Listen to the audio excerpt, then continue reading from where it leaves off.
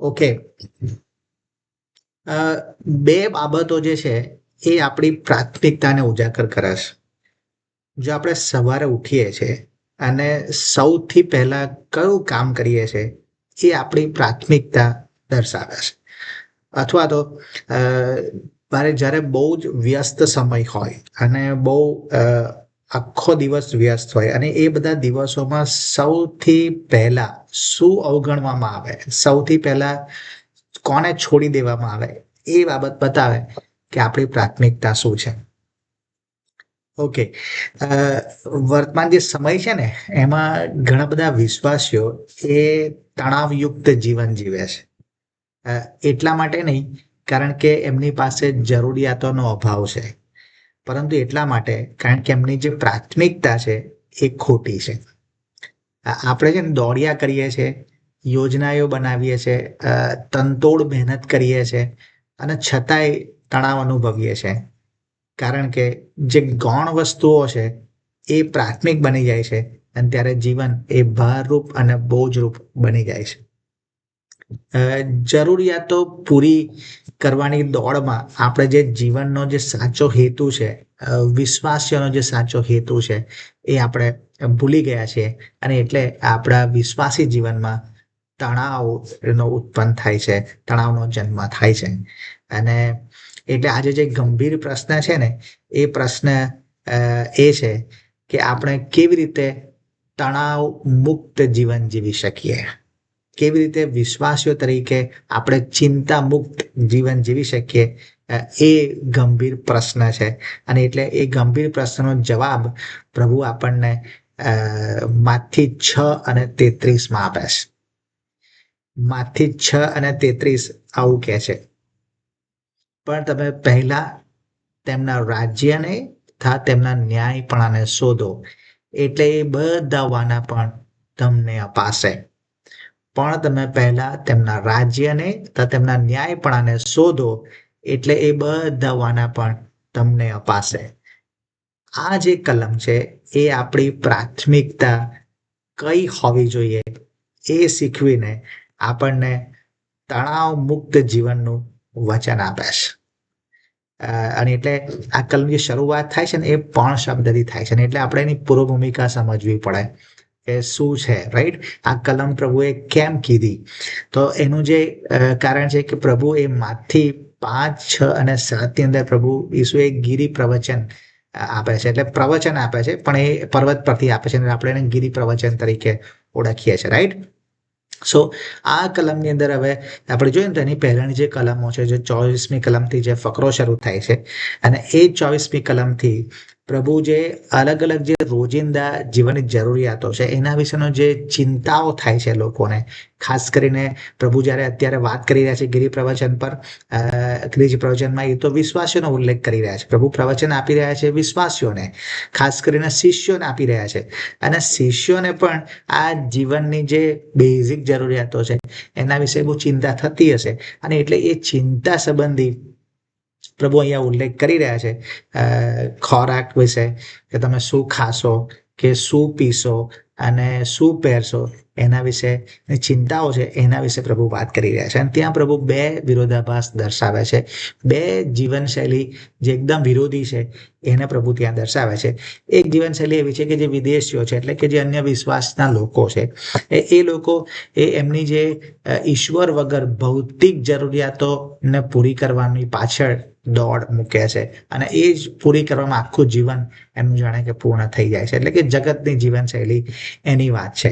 બીજું આપણે જોઈએ છે કે જે વિશ્વાસીઓની જીવનશૈલી કેવી હોય, તો પ્રભુએ ત્યાં કહ્યું કે વિશ્વાસીઓની જીવનશૈલી એ છે કે એઓ પ્રભુ ઉપર ભરોસો રાખે છે અને એ એમની દરેક જરૂરિયાતો પૂરી થાય એ માટે ઈશ્વર ઉપર આધાર રાખે છે, એટલે વિશ્વાસીઓની જીવનશૈલી. સો બે વિરોધાભાસ જીવનશૈલી જોઈએ છે. એક જગતની જીવનશૈલી છે કે જે ભૌતિક બાબતોની પાછળ દોડે છે, અને બીજું આપણે જોયું વિશ્વાસીઓની જીવનશૈલી છે કે જે પ્રભુ પર ભરોસો રાખે છે. એટલે આ કલમમાં છે ને પ્રભુ એ આપણી જે વાસ્તવિક જરૂરિયાતો છે, આપણી જે બેઝિક જરૂરિયાતો છે મનુષ્ય તરીકેની, અને એને પ્રભુ નકારતા નથી, રાઈટ. પણ પ્રભુ અહીંયા જે ચિંતા છે એના માટેની જે ભાગદોડ છે એના ઉકેલ પ્રભુ ત્યાં આપે છે. એટલે બીજા અર્થમાં આપણે એવું કહી શકીએ કે પ્રભુ જે પ્રાથમિકતા છે ને, આપણા જીવનમાં જે પ્રાથમિકતા હોય એને પ્રભુ સેટ કરી રહ્યા છે, એની ગોઠવણી પ્રભુ આપણને આપી રહ્યા છે. કારણ કે આપણે જ્યારે ગોઠવીએ છીએ આપણી પ્રાથમિકતાને, ત્યારે આપણા જીવનમાંથી ચિંતા મુક્ત થાય છે, આપણને આનંદ અને શાંતિ મળે છે. એટલે એ પ્રભુ અહીંયા કહેવા માંગે છે. ઓકે, સો આ કલમથી આપણે 3 બાબતો સમજીશું. પહેલું જે આપણે સમજીએ છીએ કે જે અહીંયા પ્રભુ કહી રહ્યા છે કે પણ તમે પહેલા તેમના રાજ્યને તેમના ન્યાયપણાને શોધો. પહેલા તેમના રાજ્યને તેમના ન્યાયપણાને શોધો. એટલે આ જે છે એ પ્રભુ જે આજ્ઞા આપી રહ્યા છે, આદેશ આપી રહ્યા છે પ્રાથમિકતા માટેનો. કયો આજ્ઞા આપી રહ્યા છે? પ્રાથમિકતા માટેની પ્રભુ આદેશ આપી રહ્યા છે. હવે અહીં જે શબ્દ છે શોધો, શોધો જે શબ્દ છે એનો જે અર્થ થાય એ છે એનો અર્થ એ નથી કે આપણે પરાણે કશું કામ કરીએ છીએ, પણ શોધેનો અર્થ શું થાય કે આપણે શોધીએ છીએ. એનો અર્થ એ થયો કે આપણો એમાં ઈચ્છા છે, આપણો ઈરાદો છે, અને આપણે પોતે આશા રાખીએ છીએ કે આપણે શોધીએ આપણી પોતાની ઈચ્છાથી. રાઈટ? સો એનો અર્થ એ થયો કહેવાય કે ઈરાદાપૂર્વકનો પ્રયત્નનું સૂચન ત્યાં કરવામાં આવ્યું છે. બીજું, એ જે આપણે પોતાના જીવનનું લક્ષ્ય એને બનાવીએ. શોધવાનો અર્થ કે હું એને શોધું છું, એનો અર્થ કે હું એ મારા જીવનનું લક્ષ્ય છે, એ મારા જીવનનું લક્ષ્ય બને, એ સંદર્ભ અહીંયા જોવા મળે છે. બીજું એ જોવા મળે છે કે સતત શોધવાનું સતત ચાલુ હોય છે. થોડી વખત શોધીએ અને પછી મૂકી દઈએ અને પછી યાદ આવે ફરી શોધીએ એવું નથી, પણ સતત શોધની વાત છે. અને એટલે એ બતાવે છે કે આપણી સાતત્યતા હોવી જોઈએ. એટલે 3 વસ્તુ શોધવામાં આવે અહીંયા. શું છે કે ઈરાદાપૂર્વકનો પ્રયત્ન આવે, બીજું આવે લક્ષ્ય બને, અને ત્રીજું આવે એ સાતત્યપૂર્ણ વાત આવે.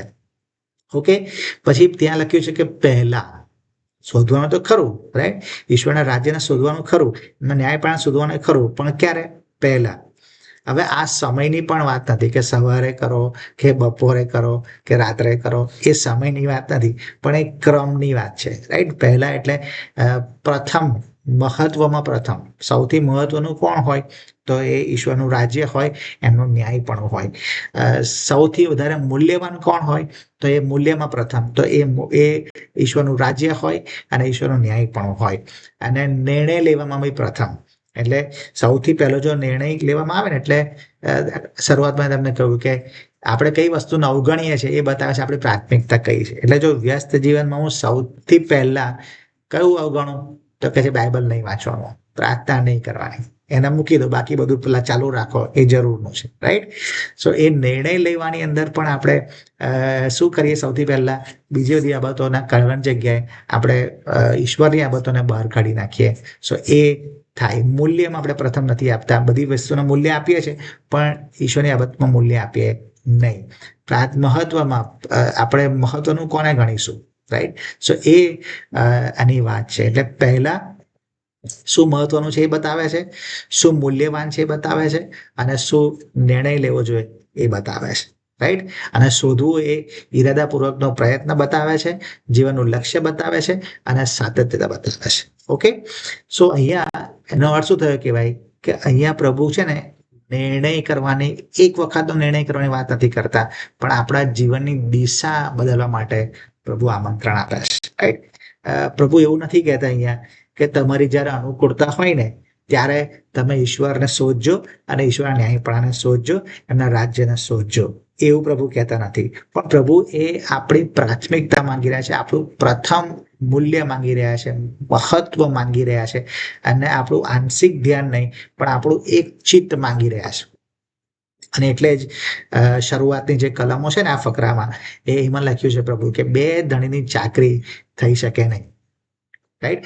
જગત અને ઈશ્વર બંનેની એક સાથે ચાકરી ના થઈ શકે.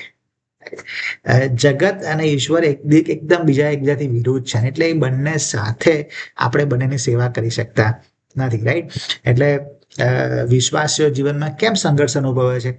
કારણ કે એમની પ્રાથમિકતા એ ઈશ્વર હોતા નથી. ઘણી વખત ઈશ્વર નથી હોતા, કારણ કે વિશ્વાસ તો કરે છે, પ્રભુ પર વિશ્વાસ કર્યો છે, પણ તેમ છતાંય જે મહત્વ પ્રભુને આપવું જોઈએ એ મહત્વ પ્રભુને આપવામાં આવતું નથી. રાઈટ? જે સ્થાન પ્રભુને આપવું જોઈએ એ પ્રભુને આપવામાં આવતું નથી. જે મૂલ્ય પ્રભુને આપણને આપવું જોઈએ એ આપવામાં આવતું નથી. અને એટલા માટે જીવનમાં સંઘર્ષ રહે છે. ખબર છે, પાઉલ જેલમાં હતો ને, છતાં બી એ આનંદ કરે છે. અને ફિલિપીના પત્રનો સૌથી મોટો જે કી વર્ડ્સ છે ને, જે ચાવીરૂપ શબ્દ, એ આનંદ કરો છે. સદા આનંદ કરો. કેમ? કારણ કે પાઉલ એ વખત જેલમાં છે તો બી આનંદ કરવાની વાત કરે છે. કેમ કરે છે? કારણ કે એની જે પ્રાથમિકતા છે એ ઈસુ છે.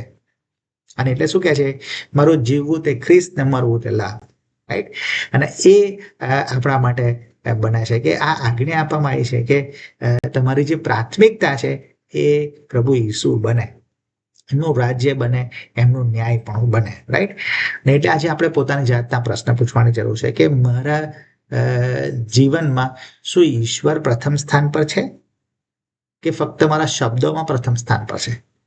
આપણે ઘણી વખત શબ્દોમાં કહીએ છીએ કે હું ઈસુનો પ્રેમ કરું છું અને ઈસુ મારા જીવનના પ્રથમ સ્થાન પર છે, પણ શું ખરેખર મારા જીવનના નિર્ણયોમાં, મારા જીવનના કાર્યોમાં, મારા જીવનના વિચારોમાં, મારા જીવનના બધી બાબતોની અંદર, બધા પાસાઓની અંદર શું પ્રભુ પ્રથમ સ્થાન પર છે? પૂછીએ. રાઈટ? અને સૌથી પહેલા દિવસ શરૂઆત કરું ત્યારે હું સૌથી પહેલા કામ શું કરું છું? શું મોબાઈલ જોઉં છું કે પછી મારા બીજી બધી બાબતો કરું છું કે પછી ઈશ્વરને સ્થાન આપું છું? રાઈટ? અને વ્યસ્ત જીવન હોય, વ્યસ્ત દિવસ હોય ત્યારે હું કઈ બાબત અવગણું છું? શું બાઇબલ અવગણું છું, ઈશ્વરને અવગણું છું કે મારા બીજી બધી બાબતોને અવગણું છું? રાઈટ? અને એટલે એ પ્રશ્નોથી આપણને ખબર પડશે કે મારી પ્રાથમિકતામાં પ્રભુ ઈસુ છે કે નહીં. રાઈટ? સો એ આપણે ત્યાં જોઈએ. એટલે સૌથી વધારે સમય આપણે કોને આપીએ છીએ આખા દિવસમાં, એ જો શોધી કાઢીશું ને તો પણ ખબર પડી જશે કે આપણી પ્રાથમિકતા શું છે. અને આપણી પ્રાથમિકતામાં પ્રભુ આજે માંગી રહ્યા છે કે એ પ્રથમ સ્થાન પર હોય, એમનું મૂલ્ય વધારે હોય, એ મહત્વના હોય. અને આપણે ઈરાદાપૂર્વક એમની શોધ કરીએ, સતત એમની શોધ કરીએ અને ઈશ્વર સાથે આપણે સમય પસાર કરીએ. રાઈટ? સો પહેલી વાત એ છે. બીજું જે આપણે જોઈએ છે એ છે પ્રાથમિકતાનો જે વિષય છે. વિષય કે ઓબ્જેક્ટ કયો છે? તો એ છે પણ તમે પહેલા તેમના રાજ્યને અને તેમના ન્યાયપણાને શોધો. રાઈટ? શોધવાની વાત તો ખરી, પ્રાથમિકતા આપવાની વાત તો ખરી, પણ શું છે? એમના રાજ્યને અને એમના ન્યાયપણાને. તો એમનું રાજ્ય શું છે? પ્રભુનું રાજ્યનો અર્થ થાય ઈશ્વરનું શાસન, ઈશ્વરનો અધિકાર. એમનું રાજ્યનો અર્થ એમનો અધિકાર છે, એમનું શાસન છે. અને એમનું ન્યાયપણનો અર્થ એટલે કે એમનું જે ચારિત્ર્ય છે, એમનો જે સ્વભાવ છે, એમની જે ઈચ્છા છે, એની વાત છે. એટલે પ્રભુ અહીંયા એવું નથી કહેતા કે પહેલા તમે સફળતા શોધો, પહેલા તમે સલામતી શોધો, પહેલા તમે આરામ શોધો, પહેલા તમે ભૌતિકતા શોધો અને પછી ઈસુને શોધો. એવું પ્રભુ નથી કહેતા. પ્રભુ શું કહે છે કે દરેક બાબતમાં તમે ઈશ્વરનો અધિકાર શોધો, ઈશ્વરનું શાસન શોધો, ઈશ્વરના માર્ગો શોધો. અને એટલે એનો અર્થ એ થયો કે ભાઈ કે આપણે દરરોજ, દર ઘડી ઈશ્વરના અધિકાર હેઠળ જીવન જીવવું, ઈશ્વરના અધિકાર હેઠળ જીવન જીવવું, ઈશ્વરના મૂલ્યો સાથે જીવન જીવવું, સુવિધાઓ કરતા ઈશ્વરના આજ્ઞા પાલનને પસંદ કરવું. એ એનો અર્થ થાય છે કે ઈશ્વરના રાજ્યને શોધવું. ઈશ્વરના ન્યાયપણાને શોધવાનો અર્થ એ થાય કે મારો જે સંબંધ છે, દરરોજ, દર ઘડી ઈશ્વર સાથે મારો સંબંધ હોય.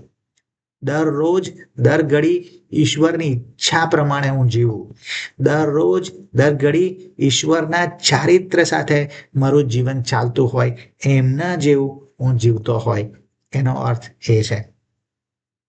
અને એટલે જ્યારે આપણે ઈશ્વરને પ્રથમ સ્થાન આપવાની વાત કરીએ છીએ ત્યારે એનો અર્થ એ થાય કે આપણું જીવન એ સંપૂર્ણ રીતે ઈશ્વરને સંચાલિત કરવાની પરવાનગી આપીએ છીએ. તો પ્રભુ તમે સંચાલન કરો, મારું જીવન એ તમે તમારા અધિકાર હેઠળ હોય. તમારી ઈચ્છા, તમારી યોજના, તમારા નિયંત્રણમાં મારું જીવન હોય. અને ઈશ્વરના હાથમાં સોંપાઈ જવાની વાત, એને એવું કહેવાય કે આપણે ઈશ્વરને શોધીએ છીએ અને ઈશ્વરને આપણે પહેલા શોધીએ છીએ. શોધવાના, પહેલા શોધવાના. અને એનો અર્થ એ કે આપણે આપણા જીવન અધિકાર એમને આપીએ છીએ. જે હોકા યંત્ર ખબર છે? હોકા યંત્ર, આ હોકા યંત્ર છે ને એ દર વખતે ઉત્તર દિશા તરફ જ આપણને નિર્દેશ કરે. રાઈટ. એનું કામ શું છે હોકાય યંત્રનું? કે ઉત્તર દિશા બતાવવાનું. હવે જો આ હોકાય યંત્ર એ ઉત્તર દિશા ના બતાવે ને તો શું થાય? એનો કોઈ અર્થ જ નથી, એને ફેંકી દેવાનું, કોઈ કામનું જ નથી. રાઈટ. સો એવું જ આપણા જીવનને માટે પણ છે. આપણું જીવન, વિશ્વાસી જીવન એ ઈશ્વરના અધિકાર હેઠળ જ જીવાવું જોઈએ, એમના હેતુઓમાં જ જીવાવું જોઈએ, એમની આજ્ઞા પાલનમાં જ જીવાવું જોઈએ. આપણા જીવનનું પ્રાથમિક સ્થાન એ ઈશ્વરનું જ હોવું જોઈએ. જો એ ના હોય ને તો આપણા જીવનનો કોઈ અર્થ રહેતો નથી. રાઈટ. અને એટલે ફરીથી આપણે લાગુકરણના પ્રશ્નો આપણી જાતને પૂછી શકીએ. શું મારું જીવન એ ઈશ્વરના ઈચ્છાથી જીવાઈ રહ્યું છે, કે પછી મારી મહત્વાકાંક્ષાઓથી જીવાઈ રહ્યું છે? કે મને જે પસંદ છે એનાથી હું જીવી રહ્યો છું, કે ઈશ્વરની ઈચ્છાઓ પૂરી કરી રહ્યો છું? એ આપણે પહેલા આપણી જાતને પૂછીએ.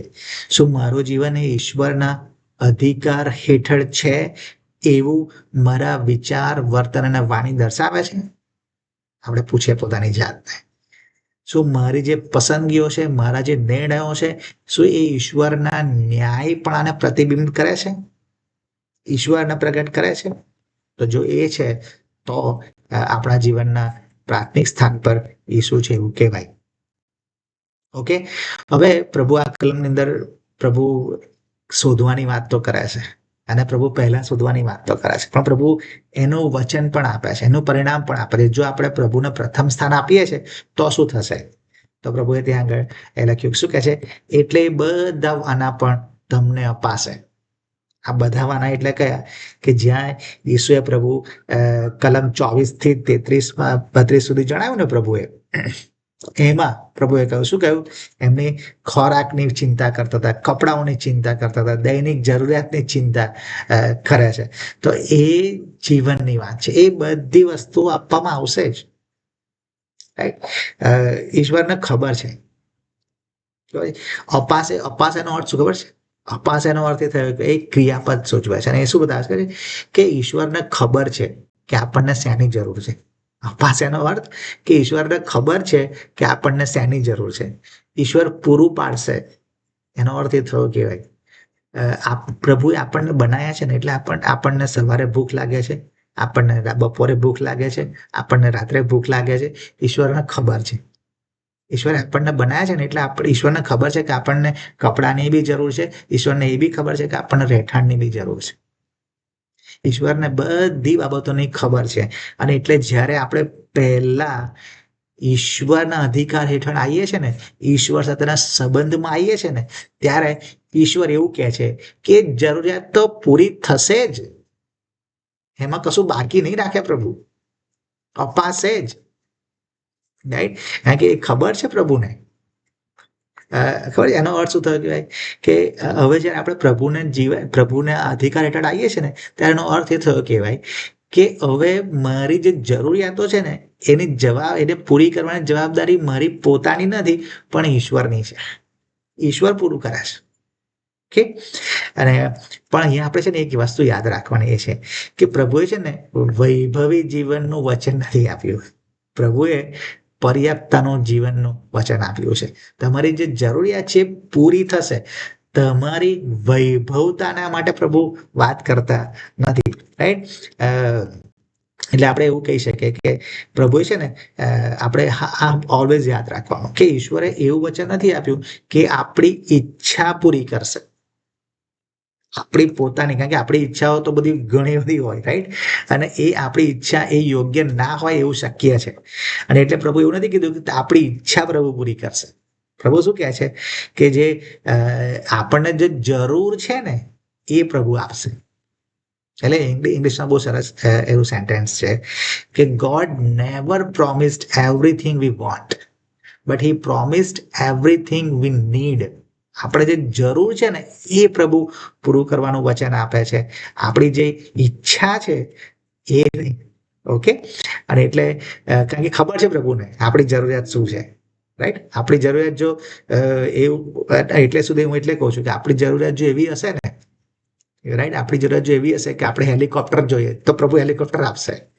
રાઈટ. આપણી જરૂરિયાત પ્રભુ જાણે છે, એક એક વ્યક્તિને પ્રભુ ઓળખે છે. અને એટલે મારી જરૂરિયાત અત્યારે શું છે, બે એ પ્રભુને ખબર છે, અને એટલે પ્રભુને જે આપણી જરૂર છે એ ખબર છે, અને પ્રભુ એ સમયે પ્રભુ વસ્તુ આપણને આપશે. રાઈટ? સો આ એનો અર્થ થાય. અને જ્યારે ઈશ્વર પ્રથમ સ્થાન પર હોય છે ને, ત્યારે આપણી જરૂરિયાતો પૂરી કરવાની જવાબદારી એ પ્રભુની બની જાય છે. રાઈટ? અને એટલે જ પ્રભુ 34મી કલમમાં શું કહે છે? તે માટે આવતીકાલ માટે ચિંતા ના કરો, કેમ કે આવતીકાલ પોતાની વાતોની ચિંતા કરશે. દિવસ માટે તે દિવસનું દુઃખ બસ છે. આવતીકાલના માટે ચિંતા ના કરો. પ્રભુને ખબર છે, જવાબદારી છે એમની, એ પૂરી કરશે. રાઈટ? અને એટલે આપણા જીવનમાં કોઈ ચિંતા હવે રહેતી નથી જ્યારે આપણે પ્રભુને પ્રથમ સ્થાન પર આપીએ છીએ. આપણા જીવનમાં કોઈ તણાવ રહેતો નથી. ભલે પરિસ્થિતિ ગમે તે હોય, પણ આપણે બહુ જ આનંદથી, સંતોષ સાથે, શાંતિમાં જીવન જીવી શકીએ છીએ, કારણ કે આપણા સ્થાન પર પ્રભુ ઈસુ એ પ્રથમ છે. રાઈટ? એટલે જ્યારે આપણે પ્રથમ સ્થાન પર ઈશ્વર રાખીએ છીએ ત્યારે આ બધી વસ્તુઓ થઈ શકે છે. એટલે સૌથી પહેલા મહત્વનું શું છે? પ્રભુ ઈસુ અને એમની ઈચ્છાને આપણે પ્રથમ સ્થાન આપીએ, એમના અધિકારને આપણે પ્રથમ સ્થાન આપણા જીવનમાં આપીએ. એટલે ઈશ્વર અહીંયા આપણી જે દૈનિક જરૂરિયાતો છે એને અવગણવાનું શીખવતા નથી. આપણે કામ પર નહીં જવાનું, આળસ બની રહેવાનું, ઊંઘી રહેવાનું, એવું પ્રભુ નથી કહેતા. રાઈટ? પણ પ્રભુ જે કહી રહ્યા છે કે જ્યારે તમે ઈશ્વરને પ્રથમ સ્થાન પર આપો છો, ત્યારે પ્રભુ એ તમારી જરૂરિયાતોને એવી રીતે પ્રભુ બધી પૂરી કરશે કે તમને સંતોષ અને આનંદ મળશે. અને આ જ કલમ એ શરૂઆતની મંડળી માટે એક સિદ્ધાંત બનેલો કે દરરોજ પ્રભુ પર ભરોસો રાખવાનો, સાદું જીવન જીવવાનું, અને સનાતન જે મૂલ્યો છે એની પર ધ્યાન કેન્દ્રિત કરવાનું. અને એટલે જે સફળતા છે ને આપણી, એ સફળતા આપણે કેટલું દોડીએ છીએ, કેટલી મહેનત કરીએ છીએ એના ઉપરથી નહીં, પણ આપણો સંબંધ ઈશ્વર જોડે કેવો છે ને એના દ્વારા માપવામાં આવે છે. ઓકે? સો રાઈટ પ્રાયોરિટી આપણને રાઈટ ડિરેક્શન આપશે, અને રાઈટ આપણને ફળ આપશે. ઓકે? સો આપણે એ રીતે પ્રભુને પ્રાથમિકતા આપીએ, અને આપણા જીવનની બધી જરૂરિયાતો પ્રભુ જાણે છે એને પૂરી કરશે. Thank you so much. God bless you.